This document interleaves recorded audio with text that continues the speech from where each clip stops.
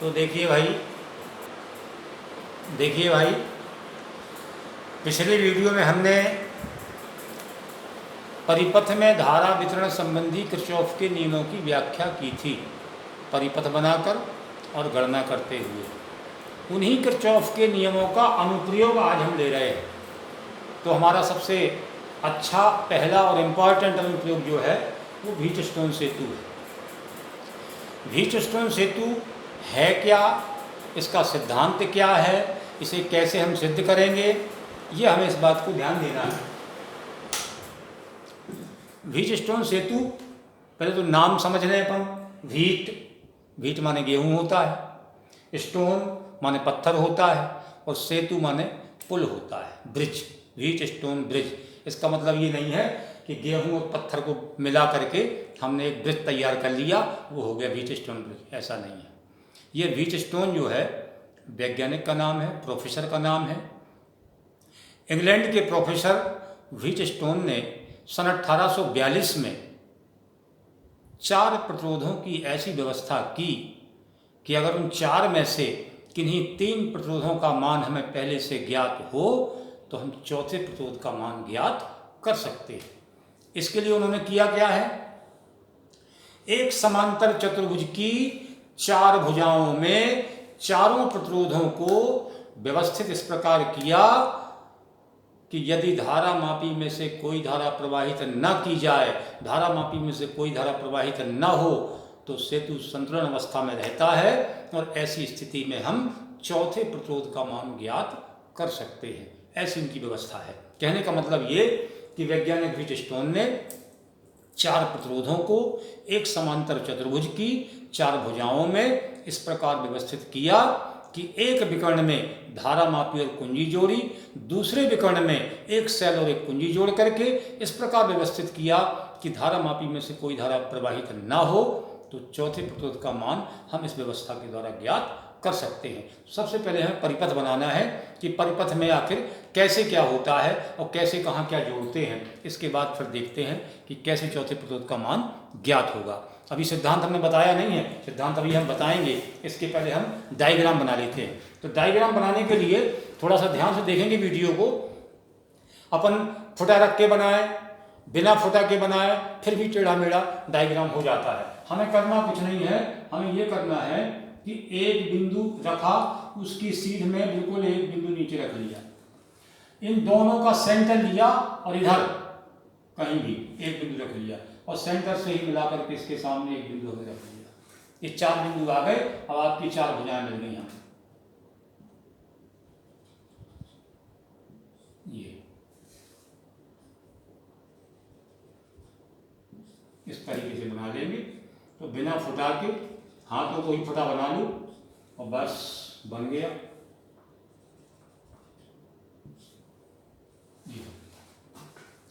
इसको हमने P नाम दे दिया प्रतिरोध को, इसको Q दे दिया, इसको R दे दिया, इसको S दे दिया, और यहाँ से हम जो है इस विकर्ण में एक सेल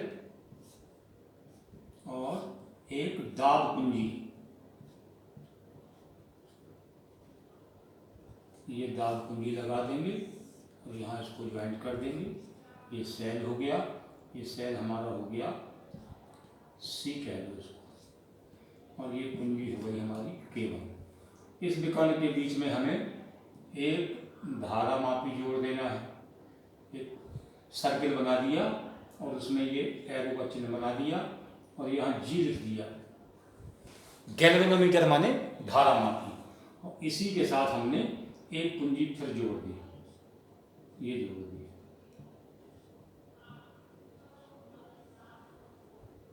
इसको नाम हमने दे दिया K2। यहां से शुरू करेंगे A B C D। सबसे महत्वपूर्ण बात कि हमारा ये P Q R S ऐसे ही लिख जाए, ABCD लिख जाए। इसके बाद धारा प्रवाह हमने बताया था कि सेल के धन सिरे से ऋण सिरे की ओर धारा प्रवाहित होती है। तो सेल की धारा ये चली, ये हमारी मुख्य धारा थी I, और जैसे ही बिंदु A पर पहुंचेगी तो ये 2 भागों में बट गई, ठीक है ना। और आगे गई धारा तो ये इधर आ गई, इधर भी जाए, और आगे आई तो इधर आ जाए, इस तरीके से। तो धारा की दिशा में हमारे जो एरो है वो सही बन जाए। इसके बाद I1 इधर, I2 इधर हम लिख देंगे IG, माने गैल्वेनोमीटर से जाने वाली धारा, इधर लिख देंगे हम I3 और इधर लिख देंगे I4। सबसे अगर हमारा सर्किट, हमारा परिपथ, व्हीटस्टोन ब्रिज की व्यवस्था हमारी अगर सही बन गई तो फिर आपके डेरिवेशन में कोई समस्या जाने वाली नहीं है। अब हमें देखना यह है कि इसका सिद्धांत क्या है।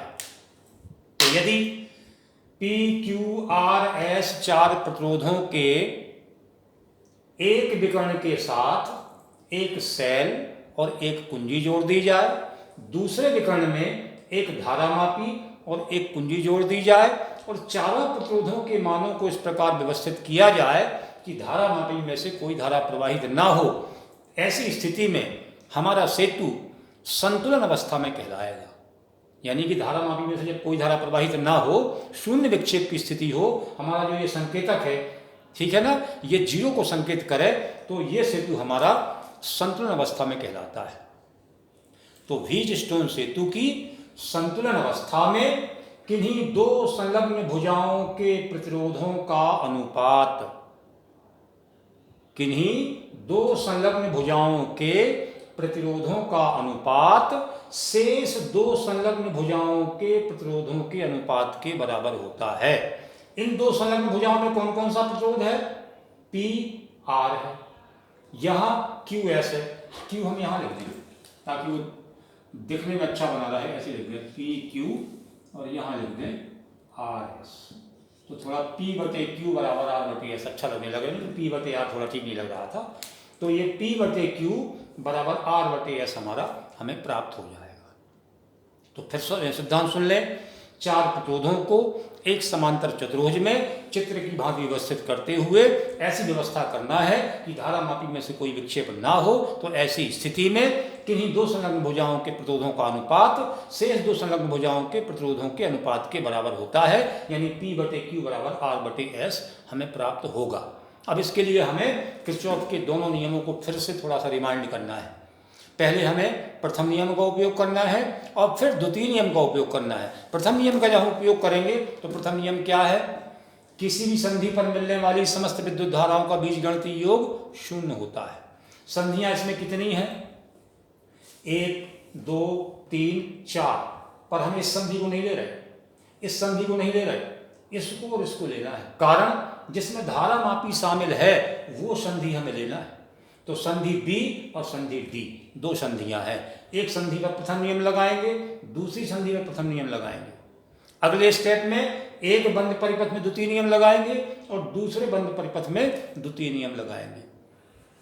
आपके बोर्ड पर जगह कम है, इसलिए थोड़ा शॉर्ट में अपन देखते चलेंगे जल्दी जल्दी और समझेंगे ध्यान से। लिखने की आवश्यकता अगर समझ में आए तो लिख लें और नहीं आए तो कोई आवश्यकता नहीं, ठीक है। बाकी इतना अच्छा डिस्क्राइब करना, इतना अच्छा डिस्क्रिप्शन बुक्स में नहीं मिलेगा आपको किसी भी। NCERT की बुक्स चल रही हैं आपकी, योगोल, शिवलाल, ये सब कोई मतलब नहीं। ये कोई भी NCERT के सिलेबस नहीं लेके दे रही है। समझ में आ रही बात? NCERT का मतलब पाठ्य पुस्तक निगम, जो मध्य प्रदेश शासन द्वारा प्रिस्क्राइब बुक है उसका ही उपयोग हो रहा है, उसी का उपयोग आपको करना है, ठीक है कि नहीं? देख लेते हैं संधि B पर प्रथम नियम से।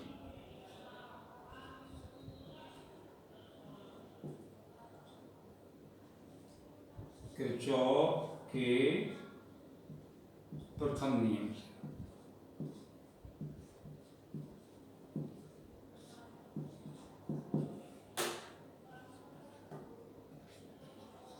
संधि B पर एक बार फिर रिमाइंड करते हैं। संधि पर मिलने वाली समस्त धाराओं का बीजगणितीय योग शून्य होता है। तो देखिए ये धारा कहाँ जा रही है? यहाँ I2 लिखा है, I1 लिखना। ये संधि की धारा कहाँ जा रही? संधि की ओर जा रही, प्लस में लिख देंगे I1। ये धारा संधि से दूर जा रही है, -I2। तीसरी धारा ये है IG, ये भी संधि से दूर जा रही है, -IG।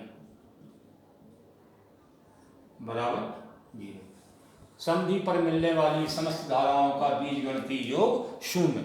जो धारा संधि की तरफ जाए वो प्लस में, जो संधि से दूर जाए वो माइनस में, इज इक्वल टू 0।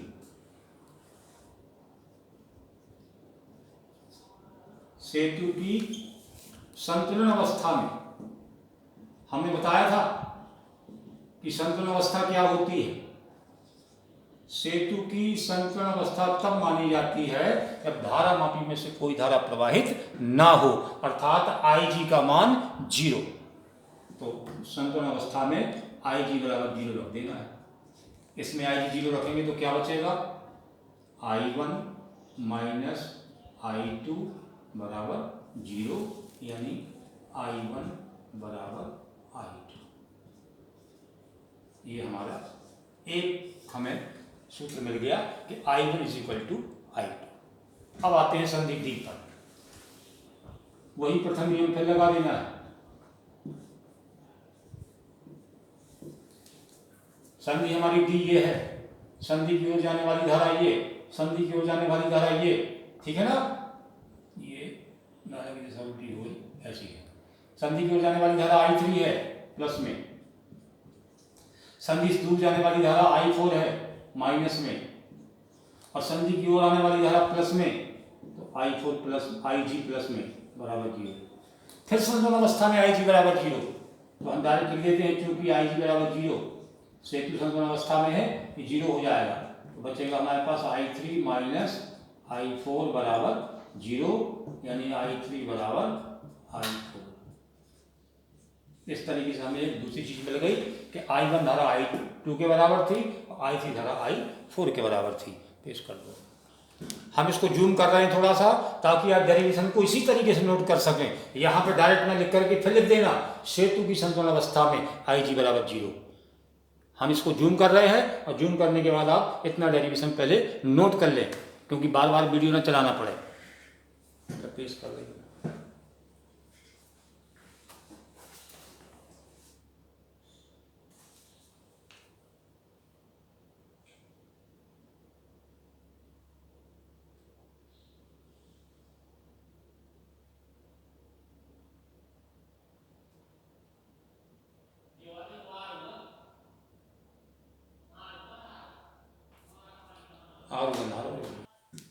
अब देखिए इसके बाद हमें इसमें दो जाल दिख रहे हैं। इसको हमने 1 नंबर दे दिया और इसको हमने 2 नंबर दे दिया। दो बंद जाल है इसमें, बंद जाल A B D A और दूसरा बंद जाल है B C D B। पहले बंद जाल में चलते हैं, ठीक है। विद्युत परिपथ के बंद जाल A B D A में द्वितीय नियम से किरचॉफ का द्वितीय नियम लगाना है हमें। यहाँ पे द्वितीय नियम में हम देखें प्रवाहित धारा और संगत प्रतिरोधों के गुणनफलों का बीजगणितीय योग। प्रवाहित धारा और संगत प्रतिरोधों के गुणनफलों का बीजगणितीय योग। इसमें धारा कितनी बह रही, I1, और इसमें P प्रतिरोध है, तो हो गया I1 इंटू P प्रवाहित धारा और संगत प्रतिरोध का गुणनफल। ये दिशा और ये दिशा अपोजिट है कि एक सी है, अपोजिट है। देखिए ये इधर की तरफ है, अगर ये आगे जाकर के इधर आएगी तो नोक से नोक टकराएगी, माने उल्टी धारा हो गई। तो ये I3 क्या में आएगा, I3 इंटू R माइनस में, तो माइनस हो गया I3 इंटू R। ये धारा की दिशा और ये धारा की दिशा एक जैसी है प्लस में, तो Ig इंटू इसका प्रतिरोध कितना है G, तो प्लस में लिख दिया हमने Ig इंटू कैपिटल G। द्वितीय नियम फिर रिमाइंड कर लेते हैं। परिपथ में बहने वाली धारा और संगत प्रतिरोधों के गुणनफलों का बीजगणितीय योग उस जाल में उपस्थित कुल विद्युत वाहक बलों के बीजगणितीय योग के बराबर होता है। इसका मतलब यहाँ कोई सेल नहीं लगा है, तो कोई विद्युत वाहक बल नहीं लगा है, तो हमने इसको लिख दिया 0। अब संतुलन अवस्था में Ig बराबर क्या होना है, 0। तो Ig का मान 0 होगा तो ये पूरा पद 0 हो जाएगा। हमारे पास क्या बचेगा, केवल I1 into P minus I3 into R बराबर 0। यानी हमें क्या मिला, I1 इंटू पी बराबर I3 इंटू आर। ये हमारा मान लीजिए पहला समीकरण हो गया। ऐसे ही हमें बंद जाल इसमें चलना है। तो दूसरा बंद जाल हमारा क्या है, बंद जाल बी सी डी बी में द्वितीय नियम से, फिर वही द्वितीय नियम, द्वितीय नियम से चलेंगे तो I2 इंटू क्यू, धारा और प्रतिरोध का गुणनफल, ये धारा और ये धारा विपरीत है दोनों, देखिए जाके नो के टकराने लगेंगे, यानी विपरीत हो गई धारा। तो I4 इंटू एस काय का आएगा, माइनस का, और ये भी काय का आएगा, माइनस का, IG इंटू जी,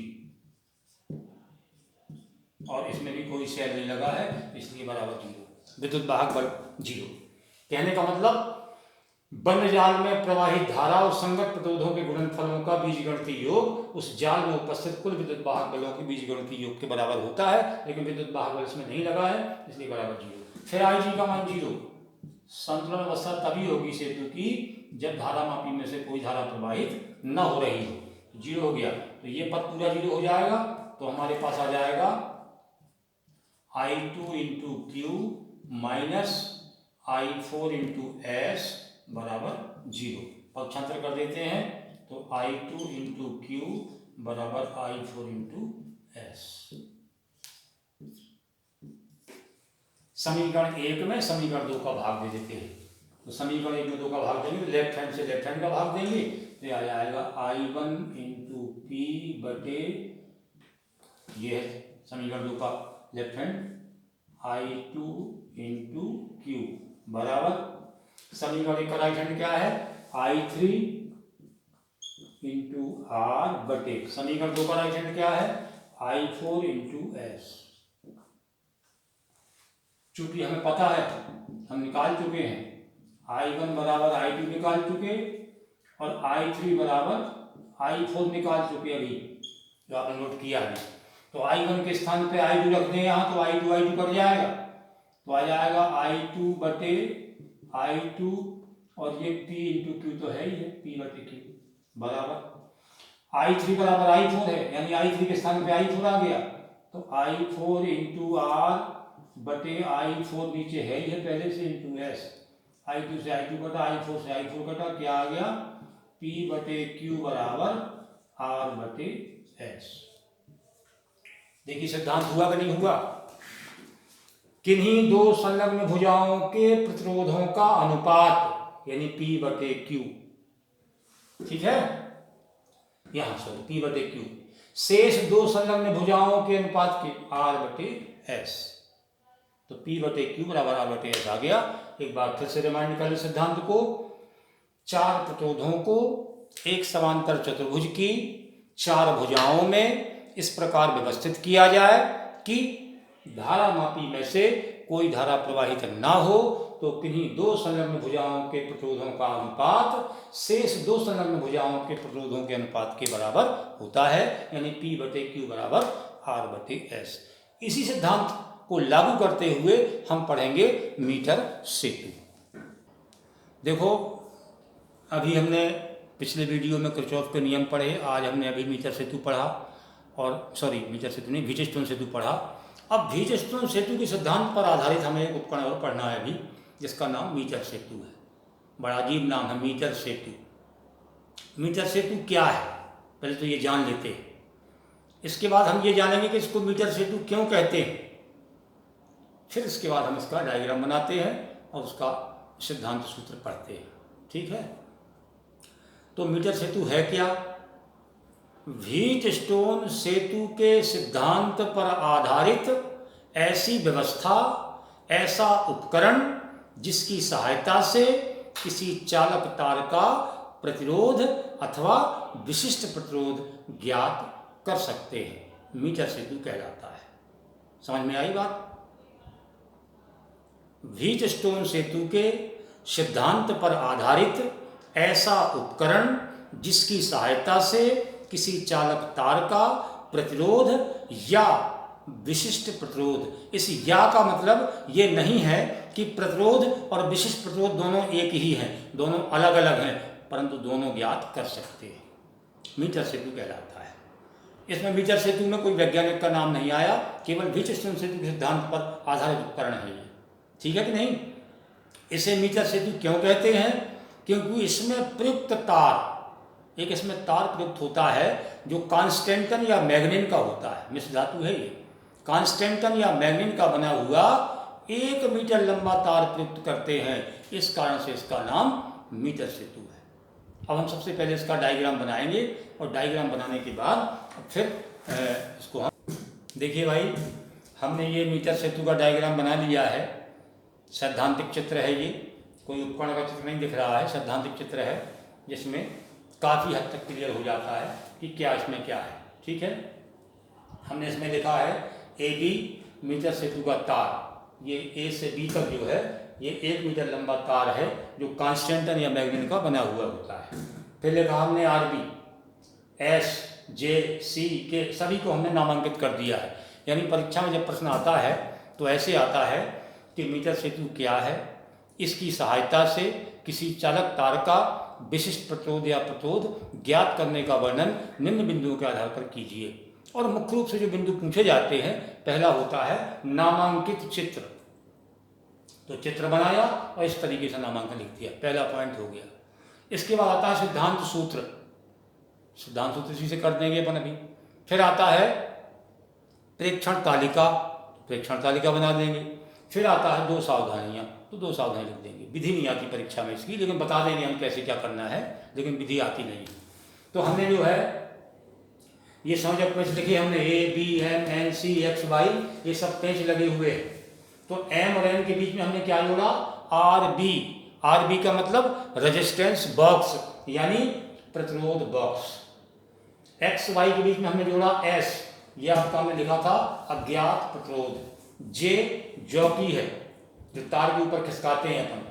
C संचायक सेल है, K कुंजी है। इस तरीके से सारा नामांकन हमने इसमें कर दिया है। अब हम इसका डेरिवेशन अभी आपको जो इसमें सूत्र उपयोग होना है उसको सिद्ध करेंगे। इसके पहले हम कुछ मानना है हमें कि जो तार हमने लिया A से J तक की जो दूरी है, इसका प्रतिरोध हमने मान लिया इसमें तार का कितना P, और यहां से यहां तक का प्रतिरोध हमने मान लिया Q। 4 प्रतिरोध हो गए हमारे पास, P, Q, R, S। इन चारों प्रतिरोधों के आधार पर हम व्हीटस्टोन सेतु का सिद्धांत इसमें लागू करेंगे और फिर सिद्ध करेंगे। तो पूरे तार की लंबाई कितनी है? कितनी है? 1 मीटर, और 1 मीटर माने 100 सेंटीमीटर। पूरे तार की लंबाई हमारी 100 सेंटीमीटर है, और 100 में से हमने मान लिया कि यहाँ से यहाँ तक की जो दूरी है उसको हमने L मान लिया। ये संतुलन बिंदु की दूरी कहलाती है, बताएंगे। तो ये कितनी बची अपने पास? 100 में से ये L घटा देंगे तो बचेगी कितनी? 100 माइनस L, यानी ये दूरी हमारी हुई 100 माइनस L। पूरी लंबाई हो गई 100 सेंटीमीटर, इसको हमने L मान लिया है, तो बची हुई लंबाई हमारी बची कितनी? 100 माइनस L। करना क्या होता है इसमें, थोड़ा सा विधि जल्दी जल्दी समझ लेते हैं, परीक्षा में पूछी नहीं जाती है, फिर भी समझ लेते हैं। जैसे ही कुंजी K को ऑन करेंगे, तार AB में धारा प्रवाहित होने लगेगी, ठीक है ना। इसके बाद हम यहाँ से एक प्लग निकाल लेंगे कोई भी।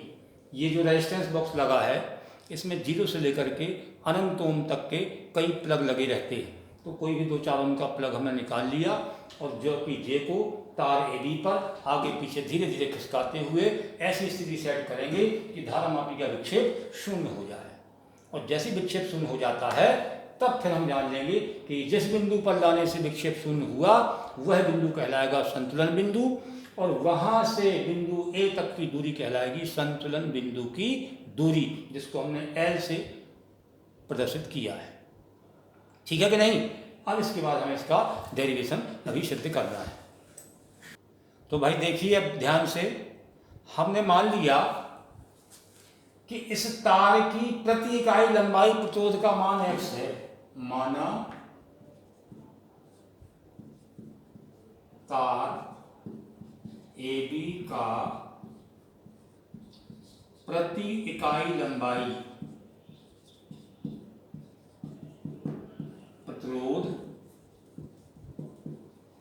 X, इतने का P माना था, इतने का Q माना था, लेकिन पूरे तार का प्रति इकाई लंबाई प्रतिरोध हमने X मान लिया। इसका मतलब क्या होगा, हर 1 सेंटीमीटर लंबाई का प्रतिरोध X है, तो 100 सेंटीमीटर लंबाई का प्रतिरोध कितना हो जाएगा, 100x। 5 सेंटीमीटर लंबाई का 5x, तो L सेंटीमीटर लंबाई का प्रतिरोध कितना हो जाएगा, Lx, यानी P का मान कितना आ गया, L इंटू एक्स। प्रति इकाई लंबाई प्रतिरोध, इस तार में प्रत्येक सेंटीमीटर लंबाई का प्रतिरोध कितना है, x, और जब x है तो n सेंटीमीटर लंबाई का प्रतिरोध कितना हो जाएगा, Lx, तो P बराबर प्रतिरोध कितना हो गया, L इंटू एक्स। अब Q का देखें, 100 माइनस L, इसकी लंबाई कितनी है, 100 माइनस L, तो Q का मान कितना हो जाएगा, लंबाई है कितनी, 100 माइनस L, x का कर देंगे गुणा, तो ये हो गया 100 माइनस L इंटू एक्स। अब हम व्हीटस्टोन सेतु का सिद्धांत लगा दें, व्हीटस्टोन सेतु के सिद्धांत से, अभी हमने सिद्धांत सिद्ध किया था, P/Q बराबर R/S। P का मान रख दें, Q का मान रख दें, रखते हैं, देखो P का मान है L इंटू एक्स, Q का मान है 100 माइनस L इंटू एक्स, और बराबर है R/S। ये x से x कैंसिल हो गया, तेरे गुणा करते हैं तो क्या आ जाएगा, LS, देखिए तेरे गुणा किया हमने, LS बराबर R इंटू 100 माइनस L। हमारा अज्ञात प्रतिरोध क्या है, S, हमने नामांकन में लिखा था कि इसको हमें ज्ञात करना है, तो S का मान निकालेंगे तो क्या आएगा, S बराबर R इंटू 100 माइनस L बटे L, ये L नीचे आ जाएगा, तो अज्ञात प्रतिरोध का मान तो ये आ गया। यानी मीटर सेतु की सहायता से किसी चालक तार का प्रतिरोध ज्ञात करना हमने सीख लिया, सूत्र भी मिल गया हमें। अब हमें अगर विशिष्ट प्रतिरोध ज्ञात करना है, तो विशिष्ट प्रतिरोध का सूत्र हमने बताया था पिछले वीडियो में, रो बराबर RA/L बताया था, वहां पे R प्रतिरोध था, यहाँ प्रतिरोध कितना है, S, तो यहाँ S लिख दिया, तो SA/L। इस सूत्र में क्या करेंगे, ये जो S का मान आएगा यहाँ रख देंगे और बस विशिष्ट प्रतिरोध ज्ञात हो जाएगा। ये ओम मीटर में आएगा, ये ओम में आएगा, ये आएगा ओम में और ये आएगा ओम इंटू मीटर में। ठीक है कि नहीं? तो आज का वीडियो यहीं पर समाप्त होता है। अगले वीडियो में हम पढ़ेंगे विभवमापी क्या है, उसका सिद्धांत सूत्र, उसकी सहायता से हमें दो सेलों के विद्युत वाहक बलों की तुलना करना है, किसी सेल का आंतरिक प्रतिरोध ज्ञात करना है। 3 प्रश्न उसमें मुख्य रूप से हैं, और विभवमापी और वोल्ट मीटर का अंतर या श्रेष्ठता, इन दोनों उपकरणों में से कौन श्रेष्ठ है, क्या है, ये हम पढ़ेंगे अगले वीडियो में।